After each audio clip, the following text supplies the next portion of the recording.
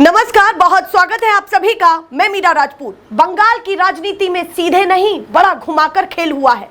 NCPI, आप सोचिए, जिस पार्टी का कल तक कोई खास जो है बड़ा वर्चस्व और गुमनाम पार्टी थी, जिसकी चर्चाएं किसी के मुंह पर नहीं थी, कोई शायद पार्टी को जानता भी नहीं था, आज सुबह से वही पार्टी राष्ट्रीय स्तर पर चर्चाओं का विषय बन चुकी है। और राजनीति के केंद्र में अगर माना जाए तो आप सोचिए कि एनडीए की दूसरे नंबर की सबसे बड़ी पार्टी बनने वाली है। आप सोचिए, एनडीए गठबंधन की दूसरे नंबर की सबसे बड़ी पार्टी, क्या कुछ हुआ है? ऐसा क्या हुआ है? और सोचिए, इत्तेफाक तो देखिए, विडंबना देखिए आप कि एनसीपीआई वो पार्टी है जिसके ना तो उम्मीदवार कभी जीते हैं, जिसके ना तो कभी उम्मीदवार जीते हैं, और अगर चुनाव लड़ी भी है तो 256 कहीं 500 कुछ वोटों से उनके उम्मीदवार जीते, यानी कि अपनी जो है जमानत जब्त तक करा ली। उसमें 20 सांसद जा रहे हैं टीएमसी के।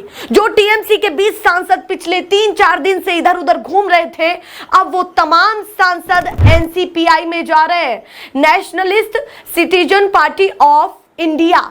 आप सोचिए, जिस पार्टी को आप ये कहेंगे कि पहले तो नहीं जानते थे कि भाई कौन से राज्य में चुनाव लड़ रही थी, ये पार्टी मात्र 3 साल पहले की रजिस्टर्ड है।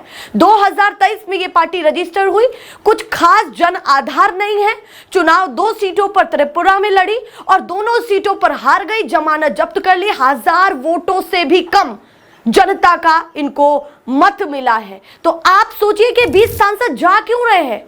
टीएमसी के 20 सांसद ना बीजेपी में, ना कांग्रेस में, ना किसी और बड़ी पार्टी में, केवल और केवल एनसीपीआई का क्या रास्ता है? अब इस एनसीपीआई को यह देखा जा रहा है कि ये पार्किंग है। एनसीपीआई, टीएमसी के नेता जिस पार्टी में सीधे नहीं जा सकते, उन्होंने पार्किंग चूज कर ली है, एनसीपीआई। क्योंकि जब कोई जनाधार ही नहीं है तो इतने सांसद कैसे चले जाएंगे? कोई एक सांसद नहीं जाएगा।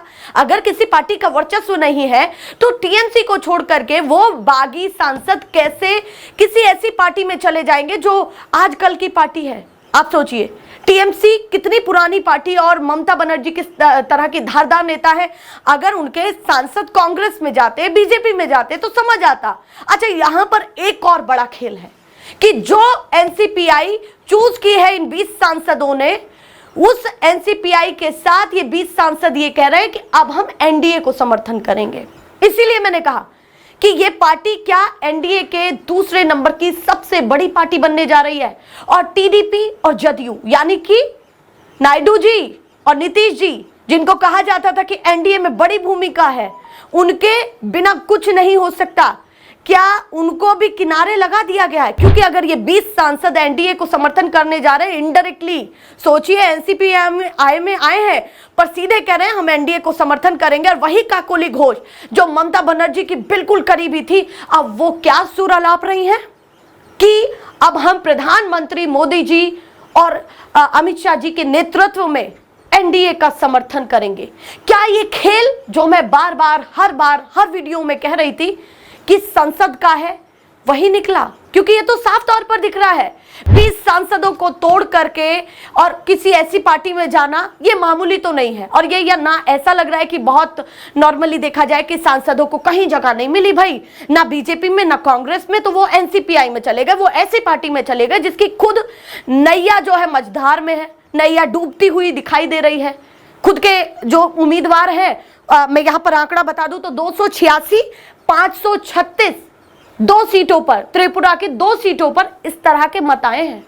आप सोचिए, दोनों को मिलाकर के भी 1000 नहीं है, तो उस पार्टी में सांसद जा रहे हैं, तो ये ऐसे तो नहीं जा रहे। बड़ा खेल हुआ है, आप सोचिए। इसीलिए मैं कह रही हूं कि बंगाल में बड़ा घुमा करके खेल हुआ है कि बीजेपी में सीधे नहीं जा रहे हैं, एनसीपीआई का रास्ता खोज रहे हैं। क्या ये एनसीपीआई को अब शेल पार्टी के तौर पर देखा जाए? मतलब ये तर्क है यहां पर, क्योंकि जो पार्टी ये कहती थी कि दल बदलुओं को खारिज करो, दल बदलुओं को नकारो, वो पार्टी बागी नेताओं को क्यों लेगी, बागी सांसदों को क्यों लेगी? आज वही पार्टी एनसीपीआई, आप सोचिए, किसी पार्टी का ऐसा नारा नहीं होता है, ना बीजेपी ना कांग्रेस, किसी का भी नहीं, कि भाई दल बदलुओं को खारिज करो, इनको नकारो। जिस पार्टी ने ये नारा दिया, आप सोचिए विडंबना कितनी बड़ी बात है। अब वही पार्टी इन लोगों को अपने साथ लेकर के चल रही है और कह रही है इसी झंडे के साथ मिलकर के अब हम एनडीए का साथ देंगे। यहां तक कि लोकसभा स्पीकर को पत्र दे दिया गया है, चिट्ठी दे दी गई है कि हमको भाई अलग रखिए, अब हमारी सेपरेट सिटिंग करिए संसद में, अब हम टीएमसी के साथ नहीं दिखाई देंगे। बागी तो थे ही अभी तक, अब हमने पार्टी को पूरी तरीके से राम राम कह के अब हमने संसद में भी अलग रास्ता ढूंढ लिया है और वो अपनी अपील लेकर के लोकसभा स्पीकर के पास गए हैं कि सेपरेट सिटिंग दीजिए जिसके तहत हम एनडीए को समर्थन करें।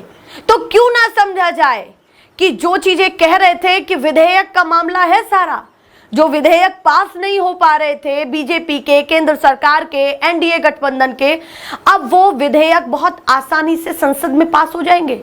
जो बीजेपी लाएगी कोई भी विधेयक हो जिसमें उन्होंने कहा था कि लोकसभा का क्षेत्र बढ़ना चाहिए, विपक्ष ने खूब हंगामा किया और वो विधेयक लटका रह गया।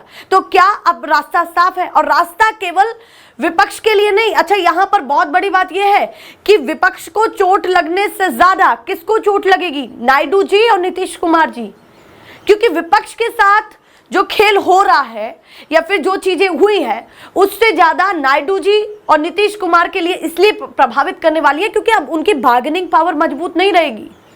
जब एनडीए के पास दूसरे नंबर का सबसे बड़ी पार्टी आ गई है, गठबंधन में आ जाएगी, क्योंकि उन्होंने साफ तौर पर कह दिया कि अब हम समर्थन करेंगे, तो अब तो भाई ऑफिशियल बातों की चर्चाएं हैं वो भी हो ही जाएगा। जैसे कह दें कि जनता को बहुत पसंद है कोई और बस अब जनता मत दे दे, यही होता है ना। तो बस उस मत का इंतजार करते हैं, एक ऑफिशियल चीजों का इंतजार करते हैं। अब ये ऑफिशियल लेटर पास होने में कितनी देरी लगेगी ये आप और हम समझ ही सकते हैं, क्योंकि स्पीकर के पास गया है, लोकसभा स्पीकर के पास गया है ये, तो बहुत त्वरित कार्रवाई होगी। अब आप सोचिए इसमें कि अगर ये एनसीपीआई आती है एनडीए में, टीडीपी और जदयू का क्या होगा? किस नंबर की पार्टी वो रह जाएंगी? क्योंकि अभी तक तो उन्हीं की महत्वता थी। विपक्ष पूरे समय कहता था कि भाई ये बैसाखियों की सरकार है, बैसाखियों की सरकार है, किंग मेकर है टीडीपी और जदयू बीजेपी के लिए, वरना ये सरकार नहीं चल पाती। पर अब तो उनका भी ठिकाना लगता हुआ दिखाई दे रहा है कि टीडीपी, नायडू जी और नीतीश जी उतने मजबूत नहीं रहेंगे जब उनके पास ऑप्शन है बीजेपी के पास। तो अपने आप में ये बहुत बड़ी चीज है कि अब तमाम सांसदों ने पूरी तरीके से क्लियर कर दिया है कि हमको जाना कहां था, जाना गुमनाम पार्टी में था। आप सोचिए, गुमनाम पार्टी में। और यहां पर महत्वपूर्ण यह भी हो जाता है कि जिस तरह से बीजेपी रणनीति बना रही है, क्या ये बीजेपी की रणनीति बनाई हुई है? क्योंकि जिस तरह से समर्थन वो तमाम सांसद कर रहे हैं ये मामूली तो है नहीं। और अच्छा, यहां पर यह भी देखा जा रहा था कि महाराष्ट्र जैसा खेल होगा कि भाई जैसे कोई भी सांसद या फिर कोई भी नेता निकलता है, सारे पार्टी के विधायक भाग जाते हैं, तो वो क्लेम करते हैं कि भाई ये जिस तरह से शिंदे गुट ने किया कि भाई ये हमारी असल शिवसेना तो हम है, वो लड़ाई नहीं दिखाई दे रही है अभी। सीधे सांसदों के जाने की खबर है, आप सोचिए, मर्ज होने की खबर है। अब यहां पर एक और पेच है कि ममता बनर्जी अब किस तरह से लीगली इन नेताओं पर कार्रवाई करने वाली है, क्योंकि इन नेताओं ने तो बड़ा सोच समझ के कदम उठाया है, क्योंकि 2/3 बहुमत अपने साथ ले गए हैं। 2/3 बहुमत यही कहता है एक्सेप्शन में, एंटी डिफेक्शन लॉ में, कि अगर ऐसा है, ये अपवाद है कि अगर 2/3 बहुमत चला जाता है, 2/3 नेता पार्टी से चले जाते हैं, तो कहीं ना कहीं वो सुरक्षित जोन में जा चुके हैं। उन पर जो है बहुत खतरा मंडराता हुआ दिखाई नहीं देता है कि दल बदल का कोई भी उन पर कानून थोप करके और सीधे ये कह दिया जाए कि भाई आपकी सदस्यता खतरे में है। ये 2/3 गए हैं, तो 2/3 का अपने आप में गणित है। तो क्या बीजेपी ने, या फिर जिस तरह से कहा जा रहा है कि बीजेपी पर ही ये ठप्पा लगता है कि बीजेपी खेल कर देती है विपक्ष के साथ, ममता बनर्जी कह रही है कि बैक स्टेज से बीजेपी जो है अपना मॉडल चलाती है और इन्होंने हमारी पार्टी को इस तरह से किया है, इन्होंने हमारे साथ खेल कर दिया है। क्या बीजेपी ने वाकई खेल कर दिया है, ममता बनर्जी जिस तरह से कह रही हैं? और खेल इस तरह का जो आने वाले समय में कुछ अलग दिखने वाला है। आप सोचिए कि अब तो पार्टियां ही ऐसी चूज करी जा रही है जिनका कोई नामो निशान नहीं है। सीधा रास्ता न खोजो, घूम करके आ जाओ बीजेपी में। अब टीएमसी के नेता जो पानी पी पी करके कोसते थे, आप सोचिए अब वो तमाम नेता क्या करेंगे? प्रधानमंत्री मोदी जी को लेकर के तमाम चीजें कहेंगे, उनके फेवर में कहेंगे, बहुत पॉजिटिव बातें करेंगे कि भाई बीजेपी की जो रणनीति है वो किसी की नहीं है। और यही वो सांसद हैं जो जनता के उस मत से जीते हैं जिस जनता ने बीजेपी को पसंद नहीं किया, टीएमसी को पसंद किया। उसी झंडे के नीचे तो जीते ना ये तमाम सांसद। आप सोचिए कि उन्होंने, वो बीजेपी को नहीं चाहते थे, तभी उन्होंने टीएमसी के सांसदों को जिताया। अब ये टीएमसी के सांसद झोला उठा करके एनसीपीआई में चलेगा और साथ में ये भी कह रहे हैं कि हम एनडीए के गठबंधन में शामिल होंगे, यानी कि साथ देंगे। क्लियर ही हो गया है। तो कहां अब क्या कसर रह गई है? आप सोचिए कि नेताओं की चमड़ी कितनी मोटी होती है कि कल कोई और नारा था और आज कोई और नारा। कभी हालांकि ये तो बहुत कम ही देखा गया है कि बीजेपी के नेता विपक्ष की पार्टी में जाए, पर विपक्ष की पार्टी के नेता बीजेपी में जा रहे हैं। अच्छा, ये भी बहुत इंटरेस्टिंग है कि बीजेपी ये कहती है कि टीएमसी के नेता या फिर कार्यकर्ता गुंडे हैं और इस तरह की चीजें करते हैं और जिस तरह से बंगाल में माहौल है वो बहुत खराब है। अब यही सांसद तो आपको समर्थन देने के लिए कह रहे हैं और आप समर्थन लेंगे भी।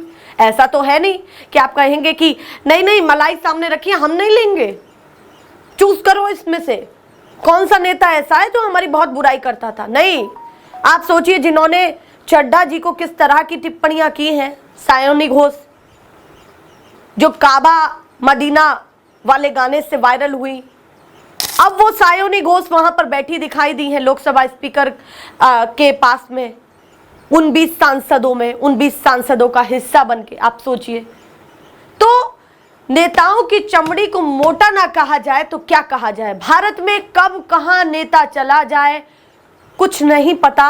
और विचारधारा तो छोड़ ही दीजिए, जो पार्टी में ले रहे हैं उनकी भी विचारधारा और जो पार्टी से जा रहे हैं उनकी भी विचारधारा कहां गई? तेल लेने गई। क्योंकि विचारधारा के तहत जनता के बीच में जाते हैं, बाद में अपने हिसाब से सब कुछ सेट कर लेते हैं। तो ये तमाम चीजें चल रही हैं जो थोड़ी सी राजनीतिक टिप्पणी इन नेताओं पर भी होनी चाहिए कि आपकी विचारधारा चाहे कुछ भी हो, पर जो जनता ने जिस आधार पर आपको चुना है उसको ध्यान में रखते हुए सब कुछ करिए। अब ममता बनर्जी भी किस तरह से अपनी नैया को संभाल पाएंगी, क्योंकि जिस तरह से इन नेताओं ने लगातार विरोध किया है कि नहीं हम तो ममता बनर्जी से खास नाराज नहीं है, अभिषेक बनर्जी से नाराज है, तो ममता बनर्जी भी कुछ खास संभाल नहीं पाई अपनी पार्टी को।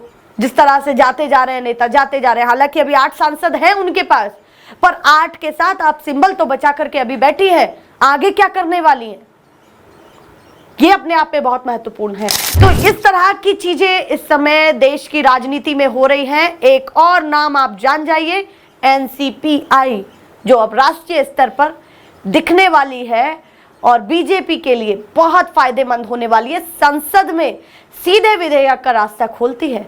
क्या आप इस वीडियो को लेकर के सोचते हैं? हमें कमेंट सेक्शन में जरूर बताइए। फिलहाल के लिए नमस्कार।